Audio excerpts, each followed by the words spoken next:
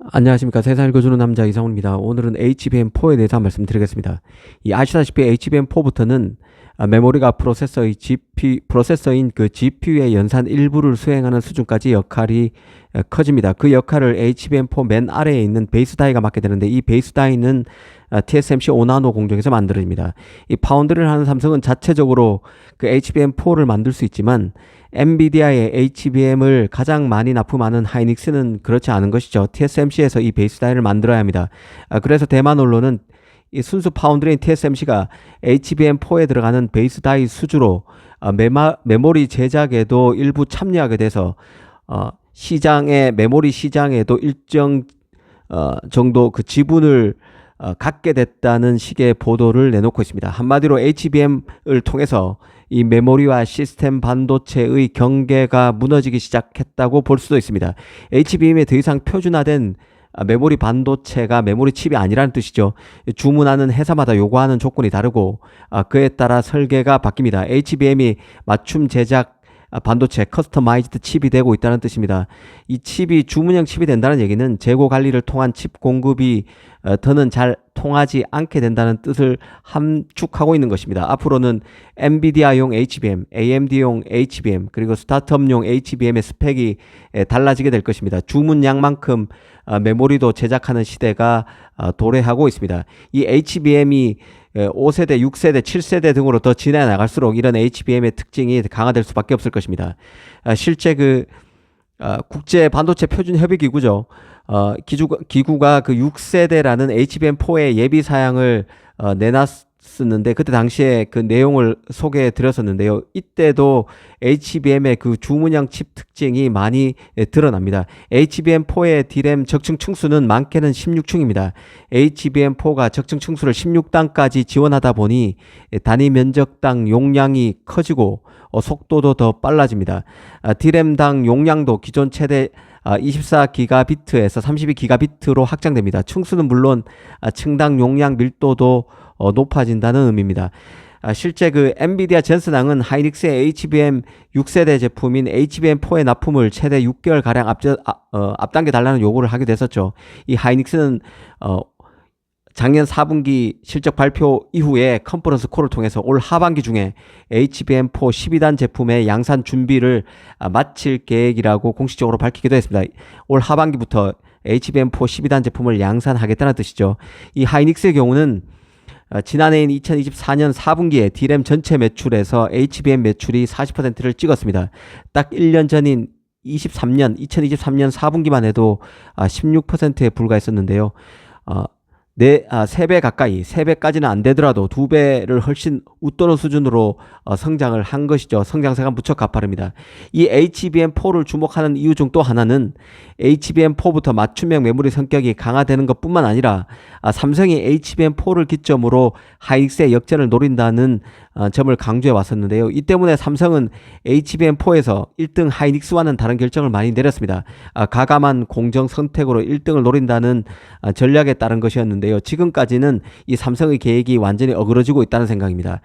지금 삼성은 AI 칩의 절대 강자 엔비디아의 HBM3E 8단과 12단 제품 모두를 납품하지 못하고 있는 상태입니다.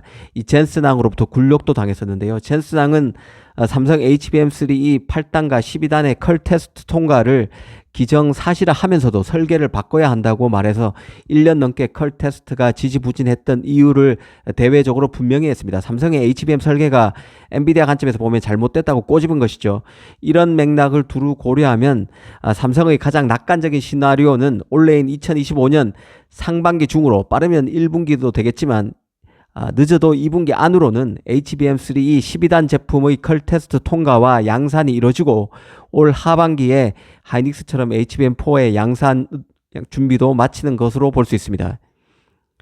그런데 그 시장에서는 그 HBM4에서 삼성의 역전은 거의 힘들다는 게 냉정한 시선입니다. 일단 삼성은 HBM4에서 가감한 공정 선택을 했다고 말씀드렸는데요.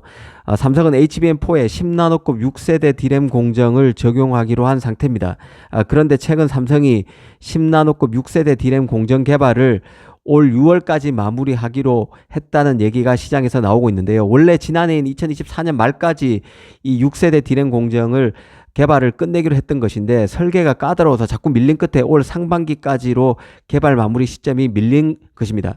말 그대로 공정 개발이 끝나도 양산이 되려면 또 수율 확보를 위한 시간 6개월 이상의 시간이 또 필요한데요. 그런 관점에서 보면 지금 삼성은 답답한 상황입니다. 실제 그 삼성은 10나노급 5세대 D램 같은 경우도 지난 2022년 12월에 공정 개발을 마무리했고 양산은 그보다 6개월 뒤인 2023년 5월에 발표했었습니다. 이런 전례를 그대로 적용하면 10나노급 6세대 D램의 경우는 삼성이 올 6월에 개발을 마친다 하더라도 양산은 올 연말인 12월은 돼야 합니다. 그런데 삼성의 D램 실력이 지금 점점 경쟁사보다 퇴보하고 있다는 얘기가 나오고 있고 실제로 그렇게 시장에서 받아들이고 있는 상황이죠. 이 주도권을 삼성이 그 D램 개발 주도권을 하이닉스 마이크론에 놓친 상황이기 때문에 사실 10나노급 6세대 D램 개발을 올 상반기 중에 완료할지도 사실은 의문부호가 붙는 상황입니다. 그런 관점에서 보면 10나노급 6세대 D램 양산이 올 연말까지 안 된다면 HBM4에 이 공정을 적용하려고 했던 삼성의 HBM 역전 전략에도 차질이 빚어질 수밖에 없게 됩니다. 이 반면 HBM에서 이니셔티브를 확실히 쥐고 있는 하이닉스는 HBM4에서 10나노급 6세대 D램 공정을 적용하지 않고 이전 공정인 10나노급 5세대 D램 공정을 그대로 쓰기로 한 상태입니다. 확실한 HBM 설계 우위를 바탕으로 이 공정도 불안정한 D램 최신 공정보다는 안정적인 5세대 10나노급 5세대 D램 공정을 활용하는 것인데요. 그렇다고 하이닉스가 D램 최신 공정인 10나노급 6세대 D램 경쟁에서 뒤지는 것도 아닙니다. 하이닉스는 이미 그 6세대 D램 공정을 개발을 끝낸 상태죠. 이미 작년인 2024년 8월 개발을 이미 끝냈다고 발표했습니다. 그리고 이번 컨퍼런스 콜에서는 10나노급 6세대 D램을 올 하반기부터 양산하기 시작할 것이라고 밝혔습니다. 이 양산이 가능함에도 HBM4에는 10나노급 5세대 공정을 적용하기로 한 것이죠. 이미 그 10나노급 6세대 D램도 하이닉스가 삼성보다 1년가량 앞서가고 있음에도 HBM4 양산은 검증된 10나노급 5세대 D램 공정을 활용한다고 이해하시면 될 것 같습니다. 이건 마치 그 흡사 삼성이 파운드리 분야에서 TSMC를 넘어서기 위해서 3나노부터 게이트올 오라운드 공정을 적용했음에도 기존 공정인 핀팻을 활용하고 있는 TSMC의 3나노에 완전히 완패한 그런 그림을 떠올리게 만듭니다. HBM4에서 삼성이 하이닉스와 다른 선택을 한 것은 이뿐만이 아닌데요. 두 회사는 D램을 더욱 얇게 높게 쌓을 수 있는 방법론인 그 하이브리드 본딩 적용을 두고도 선택이 다릅니다. 기존 방식이 D램과 D램 사이에 돌기를 두고 액체나 특수 필름을 이어붙였다면 하이브리드 본딩은 D램을 접합할 때 돌기 없이 바로 이어붙이기 때문에 D램을 더 많이 쌓아도 높이를 줄일 수 있고 데이터 전송 속도도 더 빠릅니다. 이 HBM 시장에서 후발주자인 삼성은 이 판도를 바꾸기 위해서 HBM4부터 열 압착 비전도성 접착 필름 TC-NCF로 불리는 것이죠. 이 공법 대신에 범프 없이 칩과 칩을 접착하고 데이터 통로를 곧바로 연결하는 하이브리드 본딩 방식을 적용합니다. 하이브리드 본딩 방식이 발열 제어가 쉽지 않다는 그런 단점이 있지만 삼성이 변화를 먼저 주고 있는 것이죠. 반면 하이닉스는 HBM 제작 방식인 매스 리플로우 몰디드 언더필 방식, 그 MR-MUF 방식을 극한까지 고도화해서 HBM4에도 그대로 쓰고 하이브리드 본딩 방식은 백업으로 활용한다는 계획입니다. 여기에 삼성은 HBM4의 베이스 다이도 4나노에서 만들고 TSMC와 협업 중인 하이닉스는 5나노에서 제작합니다. 이 삼성과 하이닉스의 선택만 봐도 현재 그 챔피언이 누구고 도전자가 누군지 확연히 드러난다는 생각입니다. 아시다시피 HBM4는 블랙엘 다음 GPU인 루빈에 탑재됩니다. 이 루빈에는 HBM4 8개가, 루빈 울트라에는 HBM4 12개가 탑재됩니다. 삼성이 엔비디아의 HBM3 12단 공급에 성공하고 HBM4에서도 속도를 낼 수 있다면 HBM 경쟁 구도에도 변화가 나타날 수 있겠지만 이게 안 된다면 삼성의 추락은 가속도가 붙을 여지도 있을 것입니다. 잘 지켜볼 필요가 있습니다. 감사합니다.